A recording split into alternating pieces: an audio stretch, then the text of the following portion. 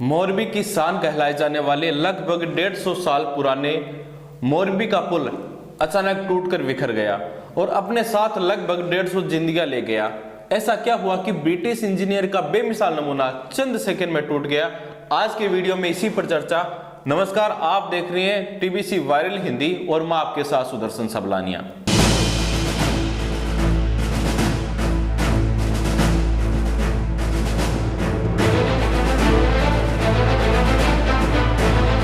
मोरबी के राजा बागजी राव जी ने दरबारगढ़ महल को नजरबाग महल से जोड़ने के लिए इस पुल का निर्माण कराया था।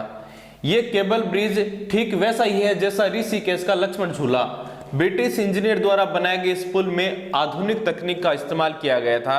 तब इसको पुल को बनाने में लगभग 3.5 लाख रुपए का खर्च आया था। 230 मीटर लंबा यह पुल आजादी के आंदोलन का गवाह रहा है। इस पुल को ओरेवा ग्रुप को 15 साल के रख रखाव के लिए ठेके पर दिया गया था। हाल ही में 25 अक्टूबर को इस पुल का मरम्मत का कार्य जल्दबाजी में छठ पर्व को देखते हुए शुरू किया गया था। तब तक प्रशासन द्वारा इसे फिटनेस सर्टिफिकेट भी नहीं दिया गया था। तो फिर कैसे केवल पैसे कमाने के लिए, जनता के लिए इसे खोल दिया गया? हमारे देश का दुर्भाग्य है कि जब कोई विशेष मौका होता है या किसी बड़े नेता का दौरा होता है तब उस विशेष स्थान की देखरेख की जाती है, चाहे वो स्कूल हो या कॉलेज हो या कोई अस्पताल। ऐसा ही इस पुल के साथ हुआ। अक्सर ठेकेदार कंपनियां लालच में ऐसा कर जाती है कि जब मरम्मत की जरूरत होती है तब नहीं करती, उसे टालती रहती है। मैं अगर अपने शब्दों में किसी को दोष दूंगा तो वो दो पक्ष होंगे, एक तो शासन प्रशासन, दूसरा जनता।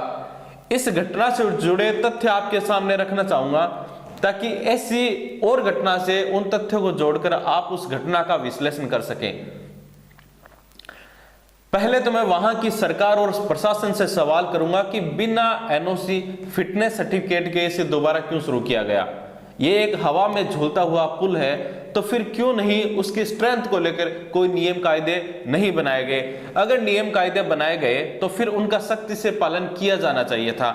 वहां पर वो व्यवस्था होनी चाहिए थी जो लोगों को अधिक भार के खतरे से अवगत कराती और उन्हें अधिक संख्या में पुल पर जाने से रोकती। परंतु इस घटना को देखकर ऐसा लगता है कि ऐसी किसी भी प्रकार की सुरक्षा व्यवस्था नहीं की गई थी, जिसको मैं बहुत बड़ी चूक समझता हूं। और ये जब बहुत बड़ी चूक है तो प्रशासन से सवाल पूछा जाना चाहिए। आखिर इसका जवाब लगभग 150 जिंदगियां अपने साथ लेकर गया है। इसके अलावा हमें यह भी अच्छी तरह समझ लेना चाहिए कि इन जानलेवा घटनाओं के पीछे हमारा क्या योगदान है। यह बहुत जरूरी है। दुनिया की कोई भी व्यवस्था आपसी सहयोग के बिना नहीं चल सकती, भले ही सरकार उसके लिए कुछ भी कर ले।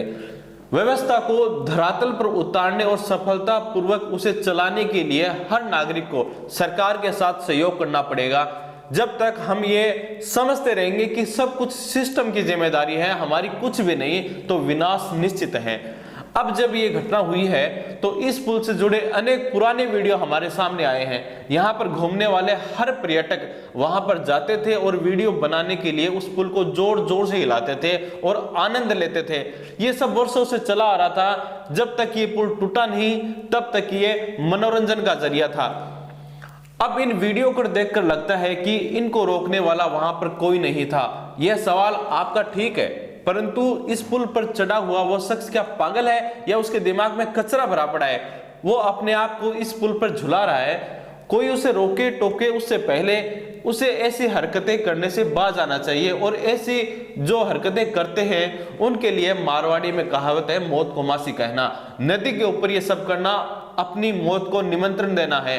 देखिए, जब हम कोई गाड़ी खरीदते हैं तो अपनी सुरक्षा से जुड़ी उपकरणों की बात करते हैं, जैसे कि कार में सीट बेल्ट हुआ, एयरबैग हुआ इत्यादि। यह बहुत जरूरी भी है, परंतु यह भी जरूरी है कि जब हम गाड़ी चलाएं तो उन उपकरणों का प्रयोग भी करें। अगर हम बिना सीट बेल्ट के गाड़ी चलाएंगे तो इसमें हमारी ही गलती है, कार निर्माता कंपनी की नहीं।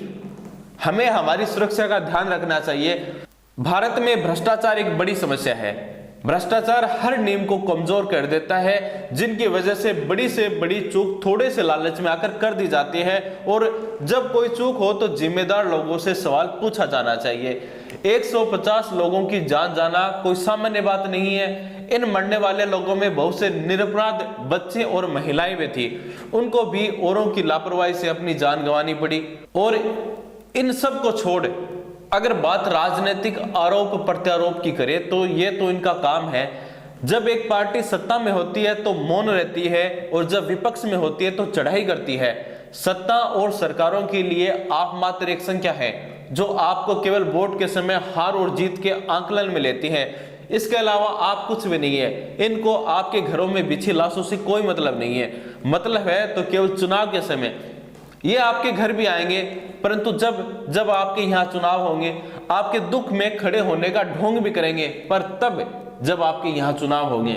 इसलिए मेरा तो मानना है कि आप अपने परिवार की संख्या का ध्यान खुद रखिए, अपनी जिम्मेदारी खुद समझिए। जब आप खुद अपनी और अपनों की जिम्मेदारी समझेंगे तो मुमकिन है कि ऐसी हादसों और घटनाओं से बच पाना संभव हो। आज के वीडियो में बस इतना ही। आप हमारे इस वीडियो के बारे में क्या सोचते हैं, अपनी राय हमें कमेंट बॉक्स के जरिए जरूर दें। साथ ही हमारे चैनल को सब्सक्राइब कर लीजिए ताकि आगे आने वाली वीडियो की नोटिफिकेशन आपको मिलती रहे। Sudarshan Sablania, TVC viral Hindi.